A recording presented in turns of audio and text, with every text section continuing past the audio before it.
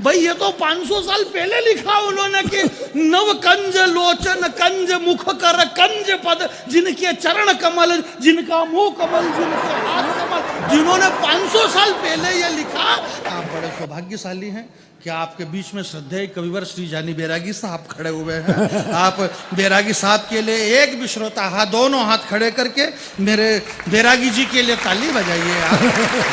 नहीं, इसमें हंसने की बात नहीं। हम हमारी इज्जत नहीं करेंगे तो कौन करेगा? हमारी इज्जत हमें खुद को करना पड़ेगी मेरे भाई। आप क्या बात कर रहे हो यार, ऐसा थोड़ी नहीं होता है। अपने को अपनी इज्जत करना पड़ेगी। अरे यार, जिसकी दादी माँ इंदिरा गांधी मतलब देश की प्रधानमंत्री रही, जिसके पिताजी राजीव गांधी भारत रत्न और देश के प्रधानमंत्री, जिसकी माता श्री सोनिया गांधी जी देश की राष्ट्रीय अध्यक्ष है, इसके बाद भी उनके बेटे राहुल गांधी को लोग पप्पू पप्पू कहते हैं। तो मेरे खानदान में तो कोई भी पार्षद तक नहीं है, तो फिर मेरे को तो मेरी इज्जत करना पड़ेगी। इसलिए मैं बैरागी आपके बीच में श्रद्धेय जानी बैरागी साहब खड़े हुए हैं। और इस देश में जो भ्रम फैला रहे हो, यहाँ बीजेपी के लोग बैठे हुए होंगे, कांग्रेस के लोग बैठे होंगे कि इस देश को सिर्फ बीजेपी वाले को मोहब्बत है, ऐसा कुछ भी नहीं है। इस देश को सब चाहते हैं। हिंदुस्तान को कांग्रेस चाहती है, बीजेपी चाहती है, रामो वामो सपा बसपा, हिंदू मुसलमान सरदार, कौन इस देश को नहीं चाहता है मेरे भाई। सुबह में 4 बजे उठ करके कश्मीर कन्याकुमारी से लेके कश्मीर तक राहुल गांधी जी दौड़ दौड़ करके देश जोड़ रहे हैं। दौड़ दौड़ के जोड़ रहे हैं। और वो सुबह 4 बजे उठ करके दौड़ रहे हैं। मीडिया वालों को उनका टी शर्ट दिख रहा है, बोले ये देखो टी शर्ट, हाफ बाई के टी शर्ट में इनको ठंड नहीं लग रही है। वो अगला आदमी भारत से प्रेम करता है, दौड़ के देश जोड़ रहा। मोदी जी को मालूम पड़ा कि राहुल गांधी जी देश को दौड़ दौड़ के जोड़ रहे हैं। अब राहुल गांधी जी की उम्र है, वो दौड़ सकते हैं। मोदी जी की तो उम्र भी नहीं दौड़ने की, वो दौड़ भी नहीं सकते। उन्होंने अमित शाह से कहा, बोले अपन क्या करें? बोले दुनिया में सबसे ज्यादा तेज कौन दौड़ते हैं? बोले चीते। बोले लाओ 8 चीते, इनसे ज्यादा तेज दौड़ के अफ्रीका के जंगल से लाए गए 8 चीते। वो चीते इतने दौड़े 28 दिन तक दौड़े, रात दिन। नागर साहब वो चीते ही दौड़ रहे टीवी में। बोले 28 दिन तक अफ्रीका के जंगल से 8 चीते। ये चीते अफ्रीका के जंगल से लाए गए हैं। ये चीते अभी कुछ भी नहीं खा पी रहे हैं। इन चीतों के लिए 500 हिरण छोड़े गए हैं, परंतु चीते अभी बहुत उदास हैं। वो उनके बाड़े में हैं, चीते कुछ भी नहीं खा रहे हैं। हमारे संवाददाता ने बताया कि चीते अभी बहुत उदास हैं।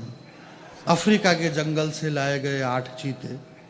उन 8 चीतों में पता चला कि 3 चीती है। 5 चीते। अब वो 3 चीती तो 3 चीतों से सेट हो गई, 2 बज गए बापड़े।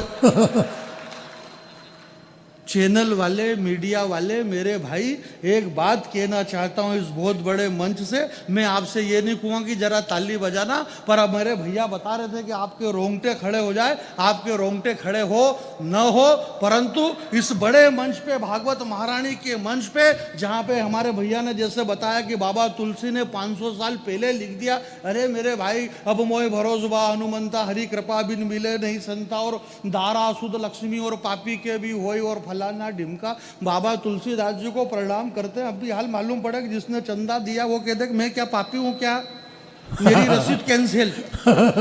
तो रसीद कैंसिल मत कराओ मेरे भाई, सब बढ़िया चल रहा। ये तो सबको पता है, ये तो इन्हें भी पता है, ये उन्हें पता है, ये तो गुरुजी सबको पता है कि देश की जीडीपी गिर चुकी है। अब सुनना 2 लाइन। ये तो सबको पता है कि अर्थव्यवस्था गिर चुकी है। ये तो सबको पता है कि देश की जीडीपी गिर चुकी है, परंतु हमारे वजीर का जिंदा जमीर मिला। बीना में पहली बार मैं आया हूं। सुनील भाई 2 पंक्ति देखना कि ये तो सबको पता है कि देश की जीडीपी गिर गई, पर हमारे वजीर का जिंदा जमीर मिला। नकटों की नाक कटी, 370 हटी, मुस्कुराता हुआ कश्मीर मिला। डीजल, पेट्रोल, गैस के बढ़े हुए दाम मिले, बदले में बरसों बाद अवध में मुस्कुराते हुए लखन सियासी को मिले। जय जय राम। हाथ जल्दी नीचे कर लो, हाथ जल्दी नीचे कर लो। नहीं मालूम पड़ा कि यहाँ से बाह फट गई तो भगवान का कुछ नहीं, राम जी का नुकसान नहीं होगा, नुकसान अपना हो जाएगा। डीजल, पेट्रोल, गैस के बढ़े हुए दाम मिले।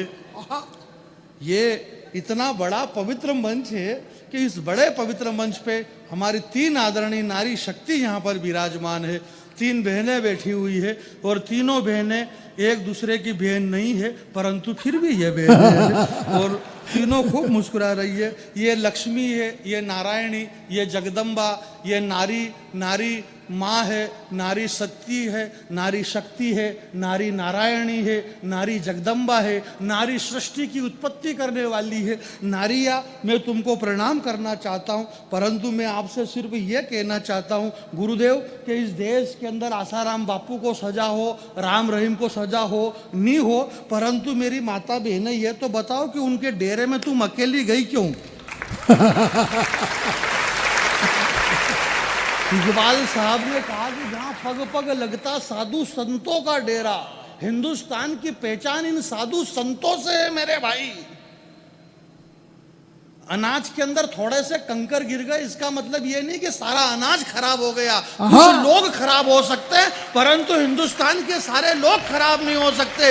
ये रामचरितमानस हमारे मध्य प्रदेश में, तो आप जानते हैं, हमारे डॉक्टर मोहन यादव जी, उच्च शिक्षा मंत्री जी ने तो घोषणा करी कि मध्य प्रदेश के पाठ्यक्रम में रामचरितमानस को पढ़ाया जाएगा। वाह! बहुत सारे लोगों ने कहा बोले इसको हम क्यों पढ़े? मैंने कहा तुम इसलिए पढ़ो क्योंकि तुमने ये नहीं पढ़ी। हाँ, इसलिए पढ़ो। हाँ, और बोलो हम इसको क्यों पढ़ेंगे मानस को? मैंने कहा मानस को तुम इसलिए पढ़ो क्योंकि तुमने नहीं पढ़ी है, और हम इसलिए नहीं पढ़ेंगे क्योंकि हमने इसको पढ़ ली है। ये मानस तुमको पढ़ना पड़ेगी। अरे बोलो ये तोड़ने का काम करती है। उत्तर प्रदेश के अंदर मानस को जलाया गया।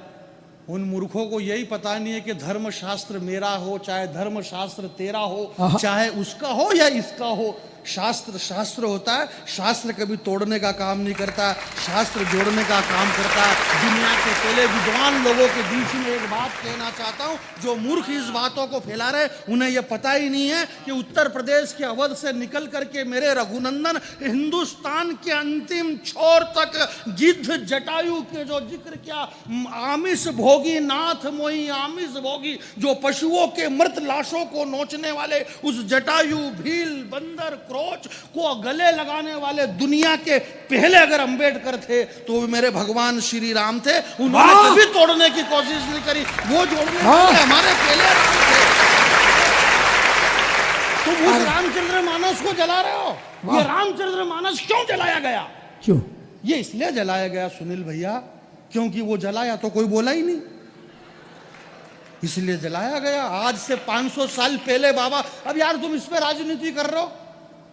आज से 500 साल पहले पंडित आत्माराम दुबे की संतान बाबा तुलसीदास ने 500 वर्ष पहले लिखा श्री रामचंद्र कृपालु भजे। उनको किसने कहा बाबा तुलसी को कि ये लिखो तुम? उन्होंने 500 साल पहले उसके अंदर लिख दिया नवकंज लोचन, नवकंज लोचन, कंज मुख कर कंज पद कंजारुणम। जिसके हाथ भी कमल, जिसकी आंखें कमल, जिसके चरण कमल। 500 साल पहले अगला वो डोकरा कमल फिट कर गया तो अब अपन क्या करें? ये तो बहुत फिट हो गए। ये कोई आज लिखाया क्या